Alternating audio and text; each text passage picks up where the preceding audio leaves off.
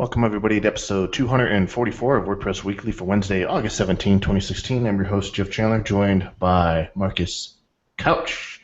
Marcus, my main man, what's happening? Hey, another fine week, another great show. Had a lot of interesting feedback regarding last week's show, which I know we're going to get into in just a little bit, but fantastic guest and an awesome topic this week. Absolutely. So speaking of last week's show, you and I got a little bit of, we got some things off our chest to our buddy and pal, friend of the show, actually, Corey Miller, who helped us through some things, gave us some great advice. And apparently that episode has resonated with a lot of people, and I just wanted to kind of look back at some of the comments we received on the show notes for that post. And Adam Fout says that that episode was awesome, and he says that as a society we need to be more open and honest about mental health issues. And that's something we sort of briefly talked about with Corey, but that's something he's been advocating and doing as much as he can through some of his appearances at WordCamps, sort of spreading that word to say, hey, you know, you're not alone. Let's be more open and honest about this stuff because it's a real issue. Yeah, Corey would be great to do Skype sessions. You know, you could just call up Corey on Skype for $30 for 10 minutes. Tell him your problems. It'd probably work. You'd probably make a decent living off of that. And something I kind of wanted you to respond to here on the air is we had a comment by a fellow named Richard Ratman who says, as a freelancer, isn't it a good thing to have 14-hour-a-day projects? Because I know something you briefly talked about in the last episode is you were working on these client projects for so long that it was just wearing you down, and you were you couldn't pick and choose your projects. Or how would you respond to that? I work on a retainer for all of my clients, so it doesn't really matter. There is a set limit, but that gets taken advantage of a lot, and that's sometimes the nature of what you've got to put up with to be a freelancer. Is you want that recurring business, you want that recurring retainer, and sometimes it takes 16 hours a day to keep it afloat, and that's the nature of the business. And the last comment I wanted to reference here is by Ann H., who says that there's really good stuff in the episode, and knows that as a remote worker, there are often times where you feel alone, and the fear, uncertainty, and doubt starts to creep in. And she also says that you hear these same concerns from startup founders. And as regards to the plugin developer who sent you that very nasty email, she says it sounds like they let their emotions roll, and it could be that they are going through an equally rough time and just took their frustration out in the email. And that's certainly plausible. Sure, I don't want everybody to dwell on just that thing. That was just kind of like the icing on the cake of that particular day while I was waiting in the clinic, feeling like I was going to drop dead. So that was just kind of the punchline to the story, was reading that while I was suffering through everything. So, but I agree, it was nasty, and it shouldn't have been said, and hopefully they have heard this and know who they are and what they did. And our buddy and pal Jay Sider says that he hopes your family keeps well, Marcus, and you get control of your life again. And, Me too. Our pal down in New Zealand, I believe. So pleasure to get that kind of feedback. Obviously, it resonated, and we appreciate everybody listening, sharing their experiences and how they felt after listening to the show. Yeah, and don't get me wrong, I'm not discouraged. I mean, I'm excited as hell to be speaking here in a couple weeks at WordCamp Los Angeles. By the way, Jeff, do you know where they put me in the schedule? Before or after lunch? First session of the first day, right after the keynote. No pressure. No pressure for a first-time speaker. No, none whatsoever. So yeah, I've got that to look forward to. That's going to be fun, and just keep on trucking. That's what you got to do, people. So with that said, before we get into our guests and our topic tonight, I wanted to briefly mention that yesterday the release of WordPress 4.6 happened, and this one is named Pepper after the baritone, saxophone, and clarinet player Pepper Adams. Some of the things that you can look forward to in this release is the shiny updates, which have been applied even more so to themes and plugins this time around, so it really makes managing them a quicker process. You're not taking to the screen, what they like to call the bleak screen of sadness when you click on update, where you get to see the progress, and then you have to click back or it takes you back to the page. It's now a much more streamlined process. I think it's probably one of the big features, the big highlights of this release. Something else is that you may have noticed the fonts or the text in the WordPress backend change on you once you did the update, and that's totally normal. What they ended up doing is deprecating or not using Open Sans, which is a font that they were calling from Google, and now they're using native system fonts that are already installed on your system or a mobile device, which it gives the WordPress backend a consistent look and feel, but it also increases performance slightly. In fact, just before the show, I was looking up a post that somebody said they've saved 1.5 to 2 seconds on their page load just by using native fonts. I don't know about that. Well, they've got the data, and I'll share the data with you after the show. I'd love to know where they're hosted, frankly, if that makes the difference. So we'll look into that after the show. Of course, there is the URL syntax checker. So if you click on the Insert URL button in a visual editor and you paste in URL and the syntax is incorrect, you'll see this like red dotted outline of the text in the visual editor to let you know that the error or the URL does not work. If you're like me and you like to quickly paste or create URLs by pasting the URL on top of text in a visual editor, those URLs are not checked. It bypasses this check. So there's an improvement for one type of workflow and the other workflow not so much. There's also an improved disaster recovery mode where WordPress will try and recover content that's in the browser because it's usually newer than what's saved in an autosave, which occurs every 15 seconds or so. So that's nice. And then there's just a big handful of improvements under the hood, specifically related to developers, WordPress multi-site, and a whole host of other things. What changed with multi-site? There is this. Let me look here.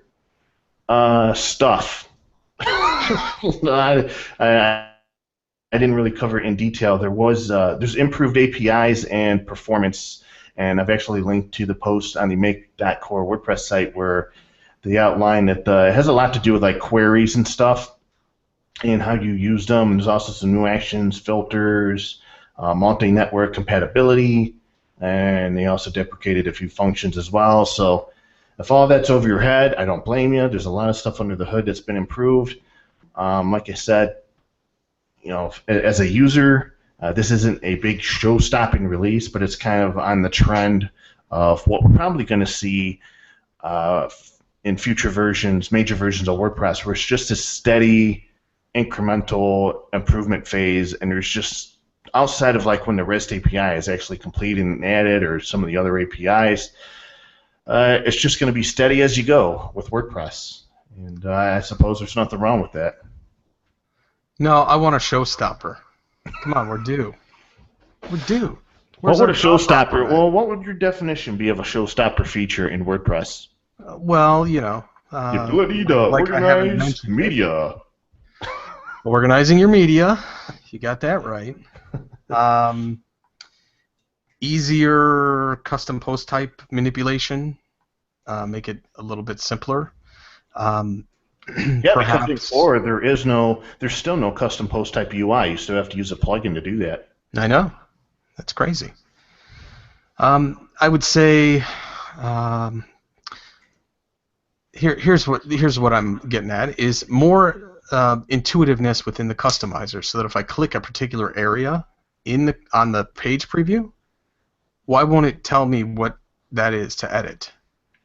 Well, I'm glad you say that, because Western is actually working on something like that right now, like a little plugin for the customizer, and I'm going to actually check it out and look at the progress on that. But it's sort of, I guess when you install it, there's these different areas on the WordPress theme, and if you click them, it will open up the customizer so you can edit that specific part of your theme. Yeah. And that's pretty neat. Okay, bundle all those together. Put it out on It's on the 4.8. way. There's your showstopper right there. Yeah, well, at least before 7 coming around, we have, it'll be interesting to see the direction they take with all the talk about learn JavaScript deeply from last year's WordPress State of the Word address. How heavily involved or how heavily run the WordPress default theme is going to be for 2017, if it'll be all JavaScript or what's going to happen there. Who knows? But when we find out, we'll let you know. So, without further ado, Marcus, Yes. we do have a bit of a lengthy bio for our guest here, which we'll get into. Well, I'm ready. Oh, let's bring her on. Let's introduce this gal. All right. Ready? Here we go. Rebecca Gill has a well-rounded business background that began back in 1994 when she graduated from Central Michigan University's School of Accounting. Rebecca's expertise quickly began to develop a much broader scope as she joined Technology Group International as a senior consultant. After leaving TGI, she joined Delphi's Safety and Interior Division as a sales manager and led the pursuit of new business opportunities with the General Motors and Daimler Chrysler companies. I'll fix that bio. In later years, Rebecca rejoined TGI as Vice President of Marketing. In this role, Rebecca greatly expanded TGI's branding and industry presence through the creation and execution of a strategic and highly focused website development and SEO campaign. These efforts brought TGI's lead generation to new levels and helped provide the foundation for 400% sales growth in just 2 years. Unable to quench this desire for technology-based marketing, Rebecca then left. Take this job and shove it. To start her own internet marketing firm in 2009. And now we're pleased to be joined by Rebecca Gill. That was the funniest intro ever. Marcus is a funny guy. Just put that on your demo reel, please. Oh, funny, funny, funny. Yes, that is bits and pieces of my background, for sure. Well, I mean, I could have just read the whole thing, but I'm like, we want to get into some stuff with you. I mean, you've accomplished so much in your career. But that shows you where I grew my roots of SEO and sales and, where I got some experience in the real world before I started helping others do the same. So we left off at your internet marketing firm in 2009. What's the name of this internet marketing firm, and what have you been up to since then? So in 2009, I founded Web Savvy Marketing, and we were doing SEO consulting, which I quickly realized that at the time it was just me. I was a freelancer, and I realized that most website owners did not have access to their websites, which is how I got into Joomla and WordPress for website creation, and then I focused quickly on WordPress, and that morphed into custom development and design and theme sales, and rounded its way back to SEO with courses, and now an in-person event. And I do consulting too.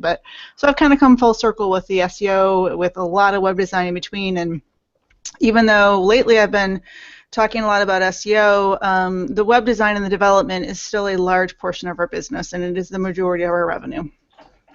Isn't it interesting that people initially take that fork in the road between Joomla and WordPress? And it's equally as interesting to know that whichever direction they go into, it inevitably either leads them to WordPress or being a diehard Joomla person that gets no work. Can you imagine if I would have gone the Joomla route? I mean, honestly. And I knew both at the time, but I really I liked the interface of WordPress better. And I knew the client base I was working with, since I was moving them over to a CMS, would easily adapt WordPress as opposed to Joomla they were struggling with, and the modules and things. And a couple years later, I fell in love with WordPress community. Yeah, the modules was the killer. Yeah, no, people didn't get it. Real world people just couldn't grasp that, so it had to go. So one of the main reasons I brought you on the show tonight is I went on Twitter, as I usually do, and I went from Brain to Twitter, which is almost always a bad thing. This time I think it was a good thing.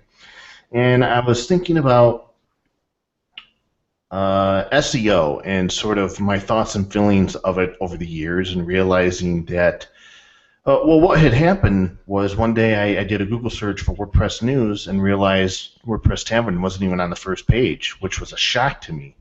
I thought after all these years that, of course, we would be on the front page. That's all we ever, write about. But Torque News, a newer website and establishment, is the #1 result, which shocked me. So I started thinking about, man, maybe all my anti-attitude and resentment against the whole SEO topic in general has really harmed the site over the years. And I was thinking that the psychological aspects of what I've come to know and learn about SEO over the years hasn't been that beneficial, and it's hard to change. It's hard to get over the psychological things that built up inside of me. And so a lot of people got involved with the Twitter thread.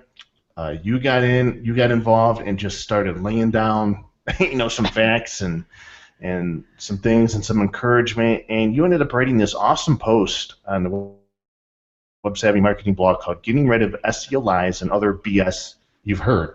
And it was a fantastic article.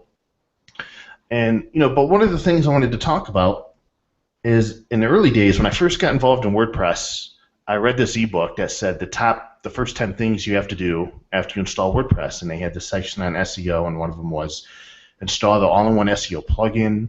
It didn't really tell me how to configure it; just says install it and activate it.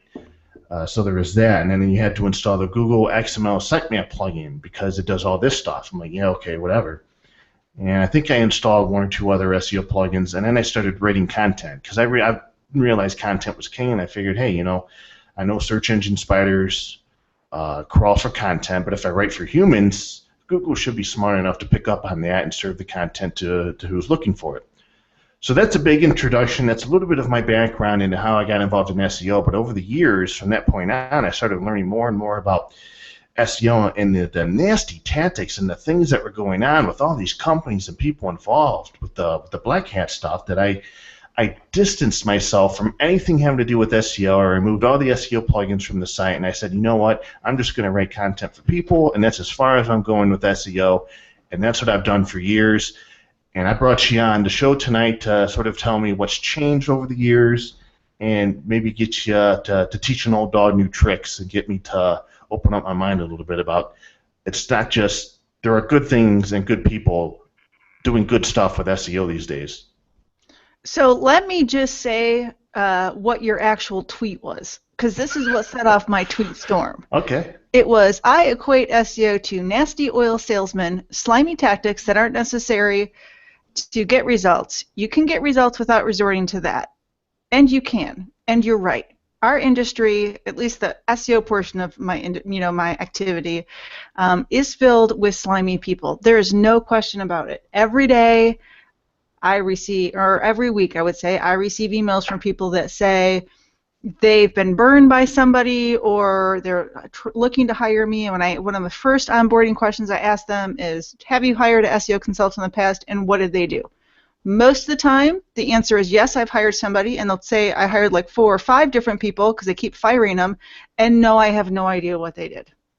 They just took my money. That is why you had that opinion, and that is why many people have that opinion about SEO.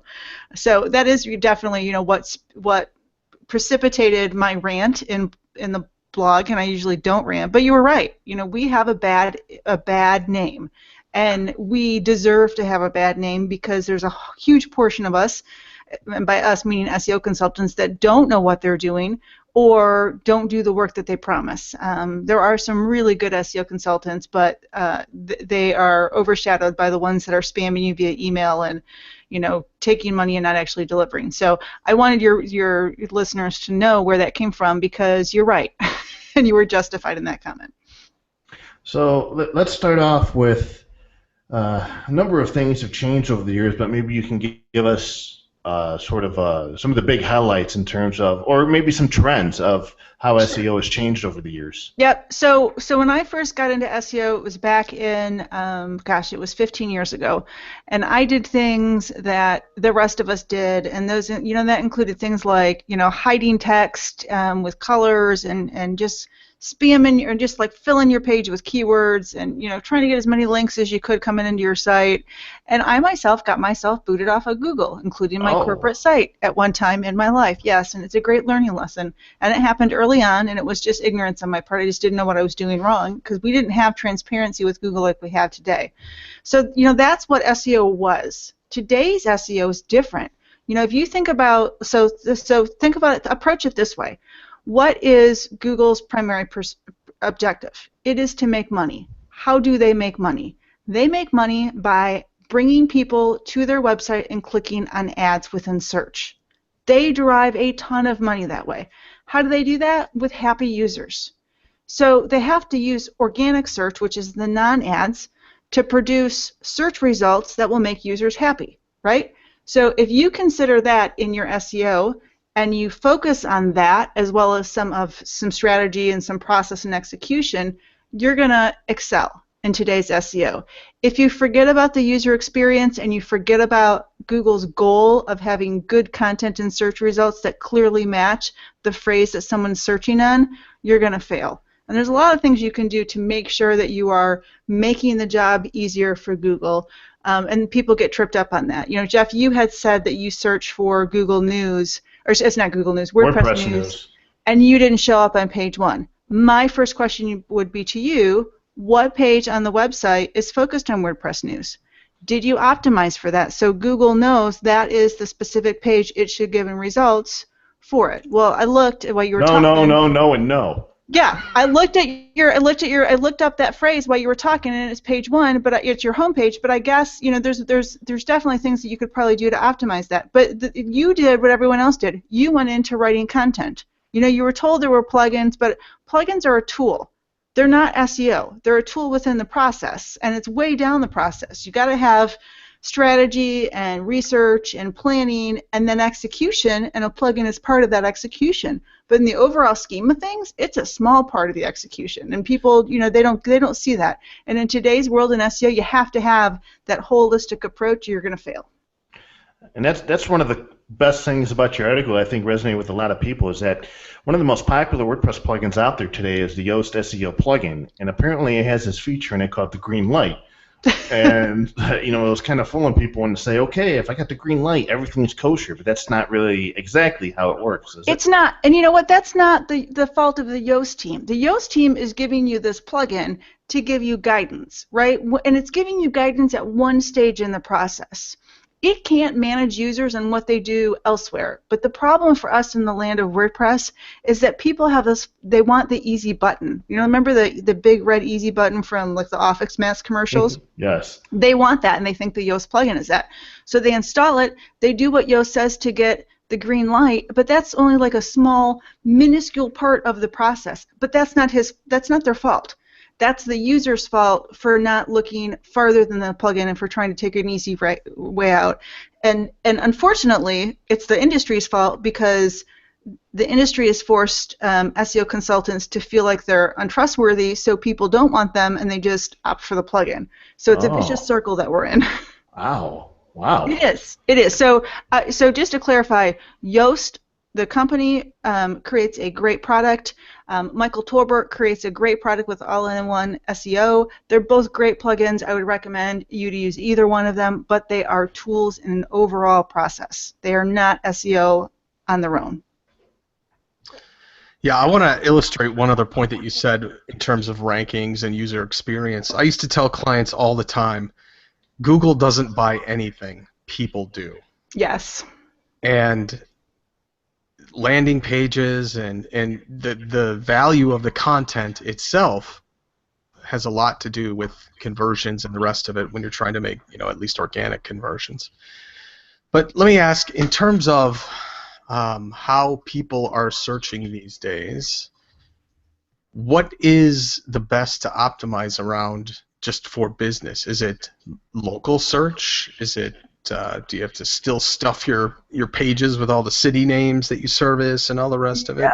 No. I'm teasing. What is the best approach for WordPress people to do that? I mean, there's add-ons for Yoast that do that, that claim to do that same kind of thing. Yeah. What steps should people take? There isn't a best approach. There's a process, and that's where everybody trips up. So SEO starts with defining who you sell to, who is coming to your website, who are they, what are their pain points, specifically, what do they struggle with, what is your solution, what does your solution do, and what can they expect from that process. And then from there, you start generating a seed list for keywords. Those keywords should match up to your target demographic and what they need, right, and what you offer them and who you are, and because that all equates to what they would search for. From that, you look at volumes and your competitors, and you go into site mapping, which maps specific keywords to specific points of destinations on your website or blog. Then you write content. You might have existing content you can optimize. You might need new content. And then you write the content that's really good, and you optimize it for the given keywords, and then you work on off-page optimization, which is bringing in links and social shares and mentions of the URL, which all together creates SEO. I'm starting to sweat. Bundle. You're making me sweat with all this work. It is work, though. That's the thing. So that's like the whole point of my boot camp. I say it's 2 days of intensive because it's work. You're gonna work. You're having homework before you come. You're having exercises while you're there. I'm giving you homework at night, and when you leave, you got a whole list of to-dos. It is work, but but that work gives you results for 8 years. You can Google certain terms, and you see people I've worked with 10 years ago that are still sitting on page 1. It's long-term results, and that's what drives me crazy about pay-per-click. I know pay-per-click works great for people, but it's cocaine for marketers. You spend that money, and it's gone. You spend it for a month, and I've talked. Here's 2 pay-per-click budgets I've taught in the last week. Small business, really small business, $4,000 a month. Mid-market business, $120,000 a month in pay-per-click advertising. I validated that with a third-party site. Wow. That's the easy way out, right? Yeah. But if you work and you do SEO, you get long-term results, and what you spend today lasts for years if you do it right. So I was looking at your boot camp, and I ended up downloading. You offer a free ebook, sort of an introduction to SEO, and I started looking at all the things you cover, or you're going to cover in your boot camp, and I'm like, no, there's no way. Look at this mountain. This is like Mount Everest. How am I going to climb this? But it's not. It's not Mount Everest. It's if you start looking at it in a piece-by-piece basis, it's not a mountain. What it is what you do every day. It's just a different way to look at it. And that's probably going to be the hardest part for me is changing my habits, changing my ways, my line of thinking. Because I've always said, well, is content still king? I mean, does it still come back to content? Yes, you can't. Period. It's just not going to happen. And if someone comes to me and says, "Well, I just want you to do everything for me," I'm like, "Well, I'm not the SEO consultant for you. This is a partnership. You have tasks because you know your website, you know your industry, you know your target market better than anyone else. I can help you succeed, and I can guide you and coach you and optimize with you, but you have to participate." So, looking at WordPress today, I mean, one of its big selling points in the early years, early 2000s, was that out of the box it offered pretty good SEO. Do you think that's still the case today? Absolutely. I think that there's so much in it that it does better than any other CMS or just HTML websites. I see it every day. You pull up a website, and for example, here's a quick one. You pull up somebody's website, they have 4 H1 tags on a page. Well, which one does Google choose? It doesn't know. Right? That's a simple fix. WordPress alleviates that out of the box, unless a bad theme overrides that, which I do see that all the time. But I mean, there's a lot that WordPress does out of the box that makes it SEO friendly. But again, WordPress is a tool in an overall process. So how important are sitemaps today? Do they still hold the importance before, and can that particular issue or thing, can site owners work on that or help the process out by using like the Google Sitemap Generator plugin? So Google wants you to have two sitemaps. One is an HTML sitemap on your page, or excuse me, on your website that a human can read. That is for the human, and that is for Google. And then Google wants to have an XML sitemap that is connected to your Google Search Console account, which used to be called Webmaster Tools. Both are important. The XML sitemap is more important because that helps Google and also helps Bing wants it to. It helps them understand the architecture of your website, and it helps them travel through your content, digest it, and put it into their index appropriately. So it is very, very important. And you know, the tools of the SEO plugin tools we talked about, Yoast or All-in-One SEO, both assist in that, right? They both help create that for you, and they help create it for you in the right manner. They bucket it up by types of content, and they make it easy for Google. So they are very important, and you really need to have it. And it does make a difference because you're giving Google, you're making it easy on Google. The more you can make it easy on Google, the better off you're going to be. Marcus? Is it worth optimizing anything for Yahoo or Bing these days? So Yahoo doesn't actually have their own search anymore. They pull search from Bing, or at least the last time that I looked, they pull search from Bing. They don't have their own search engine. So do I submit to Yahoo? No. I worry about Bing and Google. Bing and Google. And if you're in the Asia Pacific region, there's other search engines for that area that are very specific, or Russia. So there's international search engines as well. They have their own criteria. For most part, a lot of search engines follow that or have similar things as Google. But when you do get into Asia Pacific, Yandex has a much different type of rules and criteria that you have to follow. So that is different. I remember. And speaking of search engines, oh, go ahead. Different search engines. I still see these Fiverr gigs sometimes of people. They'll be like, "Yeah, we can submit you to 200 different search engines." So funny. What does that lead to? It leads to you getting booted off of Google or put in a penalty. There's no easy button, and every time you try to manipulate the system, you're gonna get whammied. Trust me, because I got whammied, and I learned from it. I mean, thankfully it was 15 years ago, but it happened. That's where people get in trouble. They try to manipulate the system. Don't try to manipulate the system. Write good content. Make it easy for the search engines to find it. That's what you have to do. Yeah, I got booted. Marcus, can you tell Rebecca's passionate about SEO? I mean, I'm feeling it, baby. Sorry. Yeah, see, I am, because I saw the results. I mean, there's no way that I could have launched Web Savvy in the middle of a recession, right? Not wanting to be an entrepreneur and to be able to do it and win. There's no way back in my old job I could have competed against SAP and Microsoft and Oracle, and me being a one-woman shop, be on page one above them. I could, because I did the right thing, and I used SEO, and the website still really strong that I worked on for that. It works, and I believe it works, and I really think it's powerful for small businesses if they allocate resources and time to learn it and to do it. And how often, I mean, have you worked with clients that maybe have a lot of the, I would say, reservations that I've sort of described myself, and they work with you, and then they put in the work and the effort, and their jaws sort of drop when they start seeing the results? Yes. The funny thing is, and it's not even before they get the results, it's the fact that I take the time to train them, right? So, and we use Basecamp for everything from custom development to SEO. The client has to-dos. Everything's listed out, so there's no confusion, right? And as we go through the process, and Corey Miller said the same thing, as you go through the process with somebody, and instead of just doing for them, you're educating them along the way, and you're empowering them to do things themselves, they come back with such praise and such appreciation, because unlike everybody else who's just taken their money and they didn't know what they were doing, you're giving back to them. You're giving them education. It's the teach a man to fish, right? You're allowing them to obtain food for themselves for years to come, and they're so thankful for it because no one ever does it. Everybody wants that monthly retainer in the SEO industry. I don't.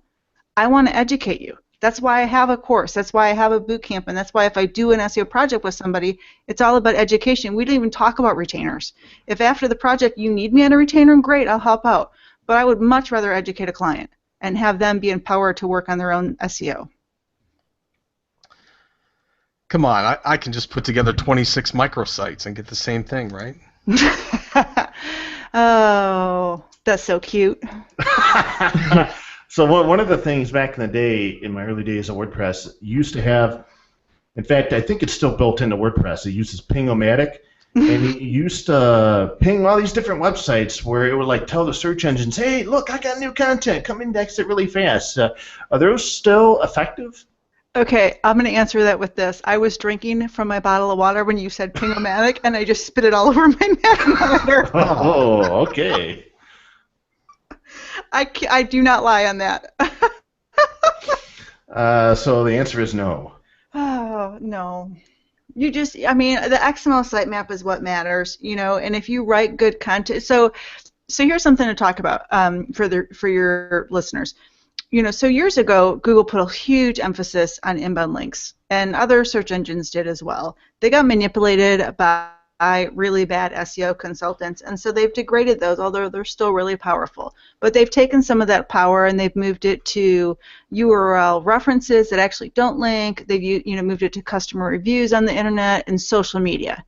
So you don't need to chase links. You don't need to do all that craziness. What you need to do is write really good content and interact with your community. I'm here today. I'm interacting with you. What are you going to do? You're going to link back to my site.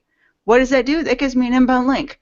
What does it do for Google? It sees that I'm relevant in the industry and that people want to connect to me and link to me, and it helps my SEO. I know y'all think I'm here for you, but really I'm here for the inbound link. Well, we're going to put a no follow on that, so don't worry about it. Ding, ding. So one other thing I was learning back in the day, I think the last time I checked, ours is 7, but it's this little thing called PageRank. And evidently it has something to do, it's a combination of factors where inbound links, outbound links, popularity of site, age of the site, there's all these different factors. How important is a site's page rank today, and should people still be worried about trying to get the highest number? So, Jeff, if you took my course, this would be a module or a lesson within it, and we would discuss what PageRank is and the fact that it was a good indicator at one point of the value of your site, but that Google actually has taken away our ability to even see it. So it's no longer a value. Is it part of their algorithm? Probably, but it's hidden and none of us can even see it anymore. And it was at that point before they did that, and I give this in the course. I actually use some different WordPress sites, I think, if I recall correctly. Is it a deciding factor? It would be a deciding factor after like a bunch of other factors, right? They would look at PageRank, but it's not anything, what it was. What I would use it for back in the day when you could actually see it was I would look at it to see what Google's view of a specific site was. And by that I mean, was it a 1 or was it a 7? Because that told me a lot. But they only updated it every 6 months. Now we don't even get to see it. Wow. Okay then. So I'll stop looking it up. Yeah. No. Just the fact that you got a 7, that's pretty good, actually, in terms of yes. rankings. The last we had, we were a 5, and I was happy with that. I think a lot of it just has to do with age of the domain and updating it with regular content for the last 6 or 7 years, and not manipulating any SEO, whether black hat or white hat. And how many different websites link into you, and what is their authoritative value, right? Because and that goes to social media too. If Google looks at who links into you, do they have authority, and it's both within the website and it's now within social media. So when an authoritative user on Twitter follows and reshares and likes and links your content, it makes a difference to the search engines. Speaking of social media, when I first got into WordPress, I don't think Twitter was around. I knew there was Jaiku.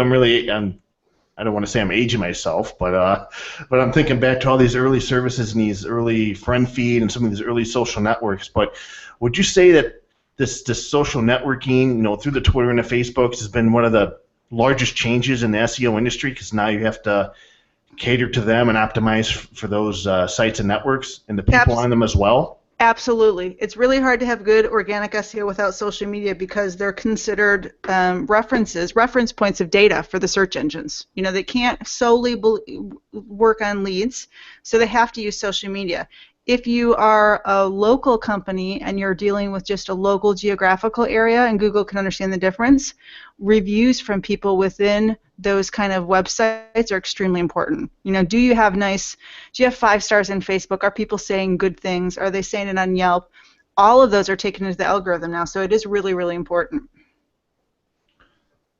Marcus, got anything?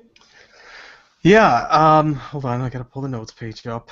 When we talk about when you have someone that wants to check to see how they're doing SEO wise, how do they do that audit? How do they start? I have a good example. So this week I received an email from someone who I did an SEO project with. I can't disclose them because I'm under a non-disclosure agreement. But it's a very large website, and as we worked through it, they had gotten a penalty or they've gotten degraded by Google, and they lost a ton of their traffic. So through the SEO project of like 3-4 months, we built that back up, and it was fixing the things that they were doing wrong and, you know, kind of educating them on the process. So they built it back up. So they said that they got back all of their traffic from before, right? They got hundreds of thousands of clicks and traffic back up, but they're like, we're really concerned because the one keyword that we really want, these 2 keywords, we're not on page 1. And I looked at it. So I went to Google. I have access to their Google Search Console account, and I went there and I was looking at their data. Well, Google is giving results for that search phrase with 450 different pages on their website, which means that it is now combining that what used to be a national search phrase into a local level. So it's pulling all of their local pages that tie to that phrase and using those. So the third-party tool that they were using to judge the fact that they were on page 3 is irrelevant, because in reality, Google does have them on page 1, and it's producing all of their city and state pages to produce that result. So the best place to figure out where you're ranking and how you're doing with Google is Google Search Console, and Bing has a similar account for their webmaster tools. Do not use third party because they cannot figure out the difference, most of them, between national and local searches and the applicable results. So what if I get an email that says they know the experts at Google and they promise me, they guarantee me my money back, the #1 spot for whatever it is, for whatever industry I'm in? So here's. Do I bite? No, here's my response. Of course not. So Matt Cutts replied to me in a tweet years ago. In fact, he even looked up my client's site to see what was wrong because there was some issue with Google and it was just a momentary blitz. Bing has tweeted me too. Does that mean I know them? No. Does anyone really know them? Well, they might know the AdWords people that sell them pay-per-click ads, but Google has distanced themselves from the consultants because it needs to be autonomous, right? They need to have that separation to keep them legit. So when someone says that they know Google and they know people within it, it's full of crap. You know, and I would never say that. I would also never say that I can get you on page 1 because there's so much outside of my control, including the client. The client has to deliver content. The client has to give me information, right? So I can't control that. So if someone promises you to have you on page 1 in Google within a certain amount of time, it's complete BS. Do not go for it, you know, because you, the client, have to be participative. I want to bring up another subject within the SEO world, and perhaps you have experience in it or just at least an opinion, which is reputation management. So all those nasty things that people say about Jeff out there, you know, Really? especially if you type his name in and, you know, you get that on page 1, there's some complaint somewhere from, I don't know, some site. I'm making this up. Oh, that's probably true. Can you, with SEO, get that off of page 1? Here's a great example. If you Google us, you're going to see a ton of great reviews, and then you're going to see one person on Yelp who gave me a 1 star because they didn't understand the Genesis framework was required for our themes, even though I have it on bold right above the buy button on every single product page. Okay. Right? So the only way I can get rid of that is I can't. Yelp, first of all, won't let me take it down. I replied to it to say, it says it right there on the page. We didn't lie to you. It's there in bold, and you have to agree to it before purchase. Yelp won't let me take it down. The only way that you can take it down is to flood the internet with better content to push that down.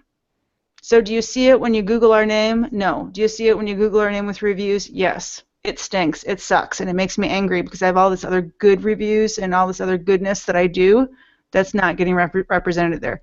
So the only way to really, truly manage the reputation is to flood with good. And then the good pushes the bad down, in my opinion. Now, there's people that manage that process. It's not me.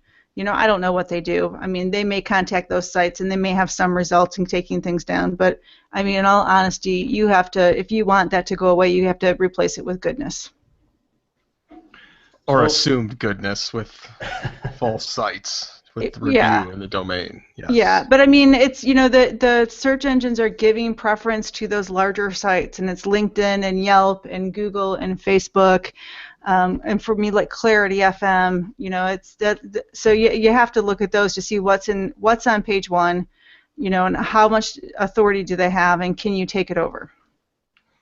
So we've talked about. I feel like we've covered a lot of things here. One of the interesting things about SEO, and maybe you feel the same way about this, but SEO, it seems like there's so many nuanced things, like so many little tiny details and things you can do, little optimizations that I guess in the end helps generate results.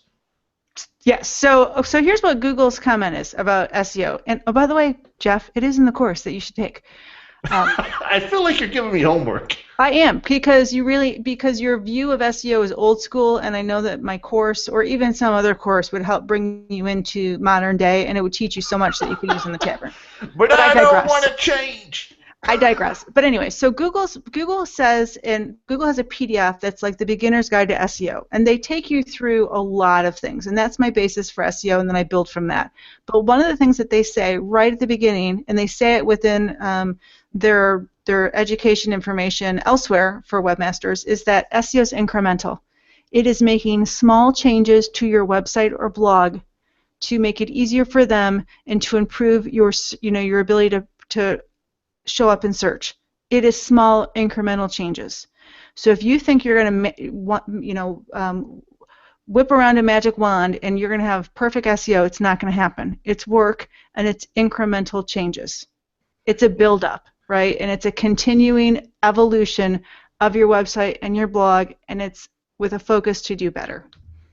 Yeah, and there's not really any such thing as perfect SEO, because once you think you got it, then Google starts messing around with the algorithms and you got to re-optimize. Absolutely, but guess what the secret is? If you always keep Google in mind and what's good for Google and what's good for your user, you don't get whammied, because you're not trying to cheat the system.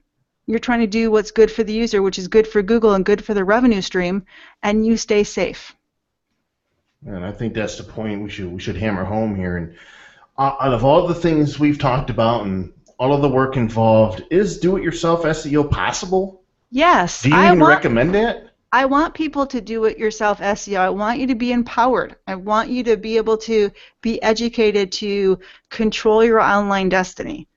I mean, that is like the premise of everything I do. If I sold, I don't know how many courses and how many sites to my boot camp, and it may not equate to a $20,000 SEO project, but I would much rather have the DIYers buy that and empower themselves with education than get a $20,000 SEO project. And why? Because I'm helping lots more than just that one company.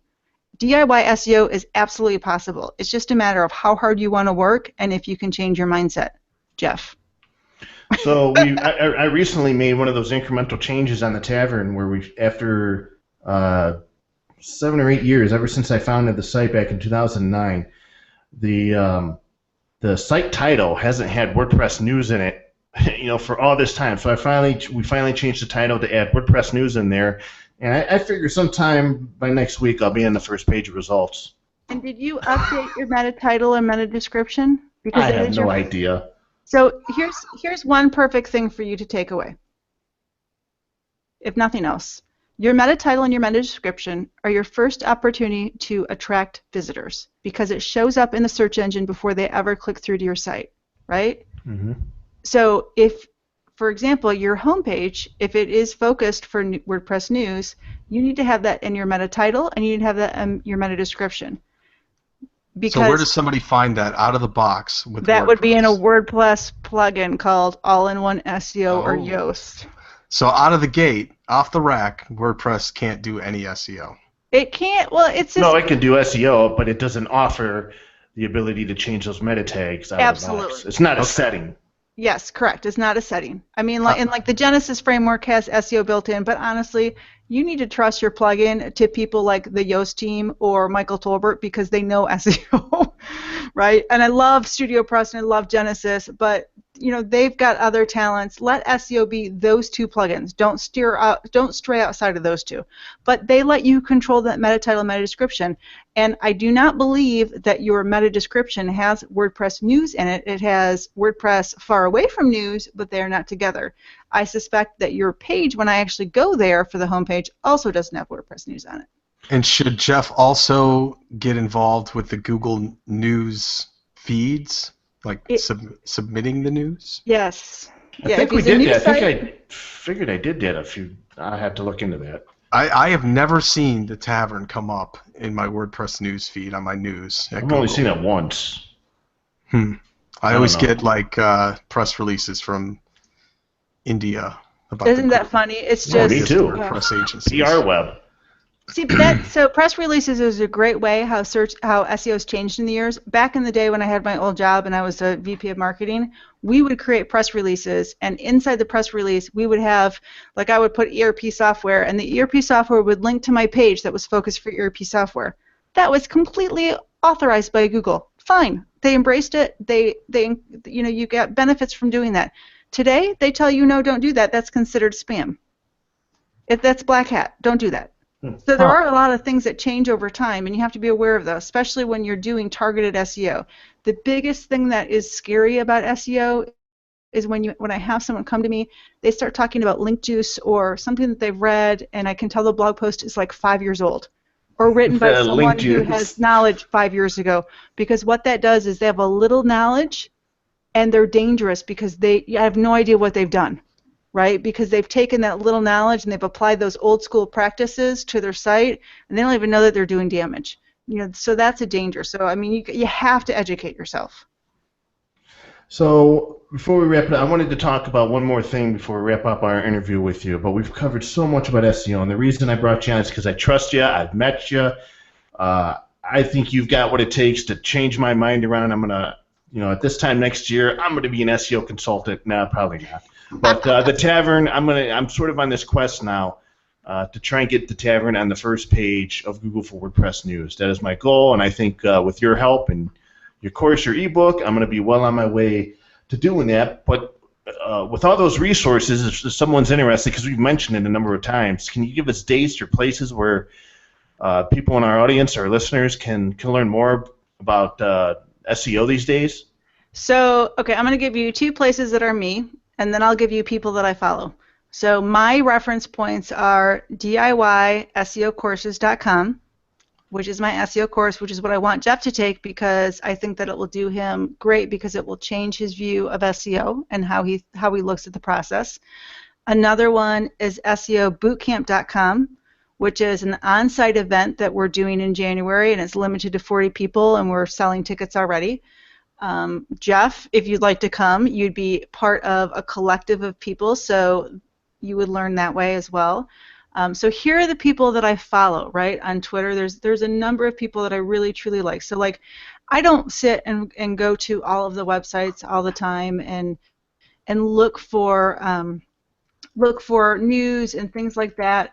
I follow particular websites and particular people, and that keeps me up to date because they're going to talk about the things that are important. So Rand from Moz, Danny Sullivan, it used to be Matt Cutts from Google, but he's no longer there, which breaks my heart because I had a virtual crush on him. At SEO for Twitter is a great source. So Yoast always gives really good information. Dwayne Forrester used to work at Bing. He now works for Bruce Clay, but he's still a great source of information. Sugar Ray, really funny because her favorite comment that I saw her say on Twitter was, stop worrying about everything with SEO. Just write good shit, and it's true. If you just write good things, there's things that will come your way. Gosh, there's more.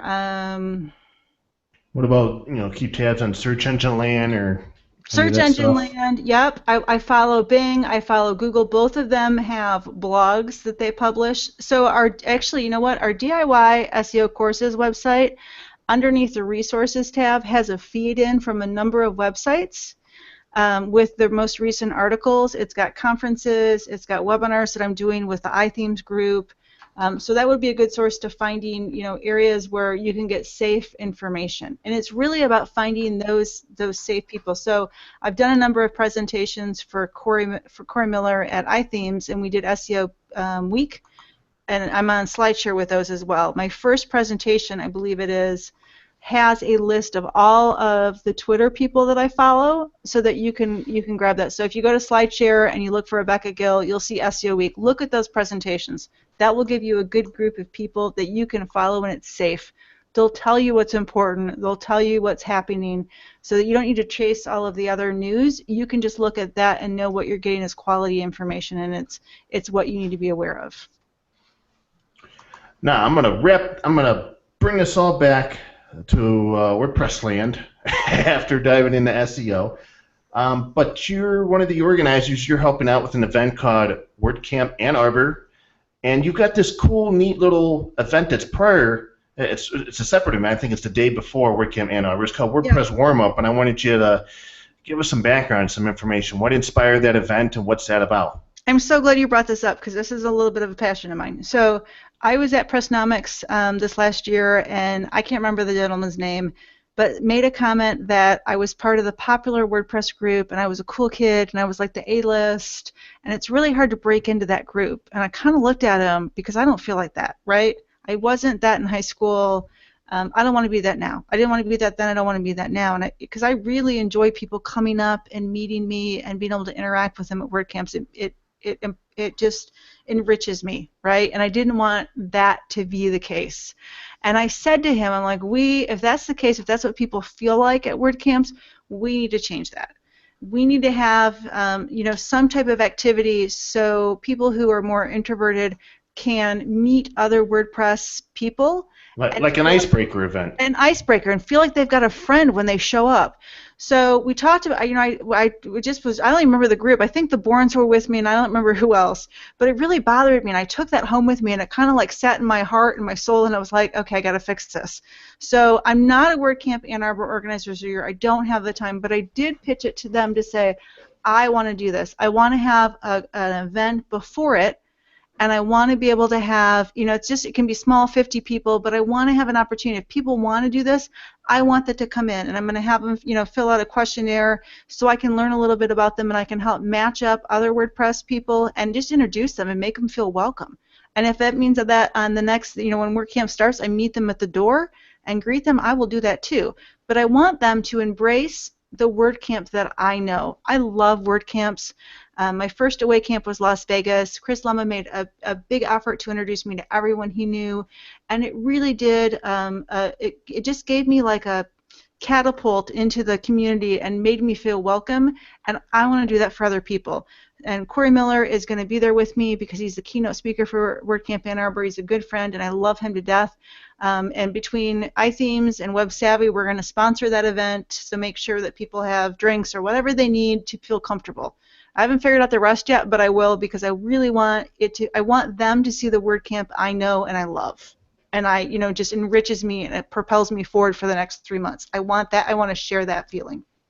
I think it's a great idea. And is it sign-ups filled up for it yet? I honestly don't know. I don't get the sign-up, so I'm not sure. So WordCamp Ann Arbor this year has 400 tickets, and we've sold 100 so far. Which they sell it every year. So I just blogged about it this week on my website so that people that follow me locally know about it. I hope we sell out. I hope we have a good attendance. If not, I'm just going to stalk the front door at WordCamp and just introduce myself to everybody as they come. That's the next best thing. I mean, if I have to be that, I'll be that. I want people to, I want them to feel comfortable. I mean, I love word camps. I mean, I stalked you at word camp. I stalked you after word camp, You Jeff. are I a found your professional. home address You are and a sent you professional something. stalker. I will give you that. Right? But it's so that you know that you've got a community that loves you, and I want everyone else to feel that too. And we wrote about this story, this event on WordPress Tavern, and it was pretty cool to see some of the comments from people that there have been other events kind of like this where there will be a breakfast, a brunch, a get-together, something before the actual WordCamp takes place, and then throughout the event they're sort of running into each other and exchanging stories, exchanging things they've learned, and they're meeting other people that they've met. So it's pretty cool to kind of see this idea growing and showing up at more camps. Well, and at WordCamp US, there was a gentleman that follows, I'm not going to mention his name, but he knows who he is. There was a gentleman that follows me on the internet closely, and he's communicated with me, and he came up to me and he talked to me in person. He's like, oh, it feels like I'm meeting a rock star. And he introduced him to Corey Miller, and he Carrie Dills, and everybody else was around me, and he came up a couple of times. But, the next day he said to me, he goes, WordCamps are really hard. And I go, why? Why are they hard? And he goes, I'm just an introvert, and I feel like I'm awkward, and I know I'm awkward. And I just looked at him. I'm like, you're doing great. And he was doing great. We all loved him, right? And I enjoyed meeting him in person, and I wanted to talk to him, and I wanted to spend time with him, and I wanted him to know that. And I actually wrote a blog post about it and mentioned him. I think it was in my Hero Press. It was the Hero Press post I wrote. I mentioned him not by name, but he knew it was him. Right? And I wanted him to know it was him because I wanted him to know that it was hard for him to come to WordCamp, but he embraced it, and he came up and he shook hands, and I wanted him to know that we enjoyed it. All of us. You're right. We wanted to meet him, and what he felt, we felt. And if we could just transfer that to other people, it would be great. Yeah, I'll tell you, I hate that moniker. And people give that to me because I'm a podcaster, and I've met people at WordCamp, and they say that rock star term. I mean, if the podcast last week didn't tell you that, I'm no superhero. I mean, I've got problems like everybody. But, I mean, that's like I've seen even comments in blog posts of people that say, I even considered hiring Marcus Couch, but I know he's too expensive. It's like, where do you get that? Where do you get that? I think the better term, instead of rock star or whatever you want to use, would be contributor. Yeah. He's a big contributor. And that would encourage more people to contribute. I always try to tell people I'm the Brad Paisley song. I'm way cooler on the internet than I actually am in real life. Yeah. Right? I think that most of us are. So, I'm careful about what I present on the internet. Do I talk about my down days? No. Do I talk about everything else? No. I don't tell you my struggles. I typically don't. Do I expose my background? Yes, because I think that tells you who I am, and it helps you see who I am, and that I came from nothing, and, I worked hard. But, we don't share that, so it makes it look like we're glorious or we've got these wonderful lives, but we don't. It's the Facebook highlight reels. You know what I mean? We're all normal people, and we want to meet everybody else, right? Because that's what our community is about. It's what makes it so special. Yeah, I mean, there's stuff every single day that I'm stumped on in WordPress. Like, how do I do this? And by the end of the day, usually you figure out how to do it. Plug in here, little script. If I didn't have a team, I'd still be hacking themes and making them just god awful. Yeah, I'd be FTPing plugins and modding them through the editor. Hey, look, I don't like that WordPress rockstar either, but I'm not going to complain when fans that listen to us and read our content from Tokyo surround me and take lots of pictures with me. That's fine. But you be acknowledge the peacock, Jeff. You be the peacock. Acknowledge it as that you're a contributor. That's what it is. Right. We're contributors in some sense. I cannot code. I cannot make stuff in core, but I can do this. Yeah, if there's one aspect of me if there's one skill I have that I excel at, it's humility. I'm very humble. At least I think so. So before we wrap it up with Rebecca here, I want to know. I'm going to give you the opportunity to give a shout out to your besties or bestie, but I figured you probably have more than one. Oh, for me? Yeah. Okay, Yeah, well, who do you want to say a shout out to? I'll give you opportunity. Like this is a radio program. Oh gosh. so you had my bestie on just recently. You were with him, Corey Miller, who I love to death, and Carrie Dills is always my bestie, which she's tied at my hip at camps because we're fun together. Those would be my two besties, I guess I would tell you.